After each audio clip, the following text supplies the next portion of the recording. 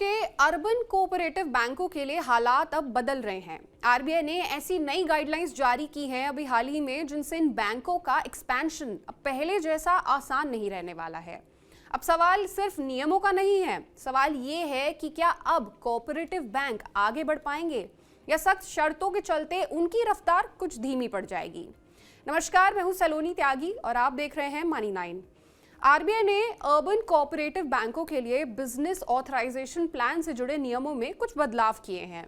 इन बदलावों का मकसद है बैंकों की फाइनेंशियल सेहत मजबूत करना, जोखिम कम करना और फ्यूचर में बैंक फेल होने जैसी घटनाओं से बचना। दरअसल हाल के समय में एक यूसीबी बैंक के फेल होने के बाद रेगुलेटर और ज्यादा सतर्क हो गए हैं।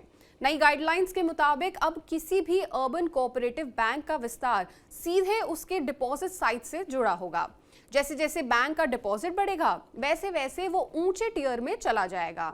और ऊंचे टियर का मतलब है ज्यादा सख्त नियम, ज्यादा पूंजी की जरूरत और ज्यादा अनुपालन यानी कि कंप्लायंस का बोझ। यही वजह है कि बैंक अधिकारियों का कहना है कि ये नियम एक्सपेंशन को धीमा या सीमित कर सकते हैं।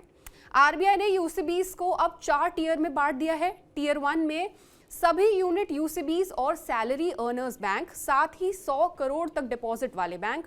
टियर 2 यानी 100 करोड़ से ज्यादा और 1000 करोड़ तक डिपॉजिट वाले बैंक।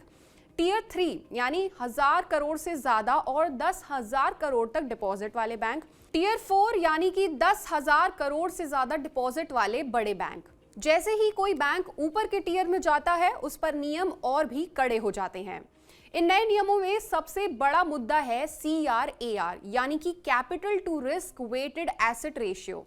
टियर 3 बनने की चाह रखने वाले यूसीबीज को न्यूनतम रेगुलेटरी जरूरत से कम 3% ज्यादा CRAR रखना होगा और लगातार 2 साल तक ये शर्त पूरी करनी होगी। अब सबसे बड़ी समस्या ये है कि कोऑपरेटिव बैंक आमतौर पर मार्केट से पैसा नहीं जुटाते, बल्कि वो मेंबर्स के योगदान पर ही डिपेंडेंट रहते हैं। ऐसे में ज्यादा पूंजी जुटाना उनके लिए बिल्कुल भी आसान नहीं होगा। आरबीआई अधिकारियों के मुताबिक नई गाइडलाइंस से कंप्लायंस कॉस्ट 20% से ज्यादा बढ़ सकती है।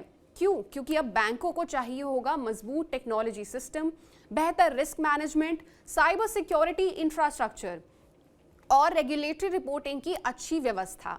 और छोटे यूसीबीज के लिए ये सब करना काफी महंगा और चैलेंजिंग साबित होगा।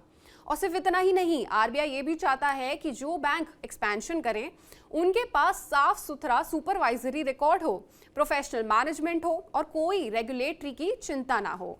लेकिन कोऑपरेटिव बैंकों को नए गाइडलाइंस के हिसाब से ढालना ये बिल्कुल भी आसान नहीं होगा।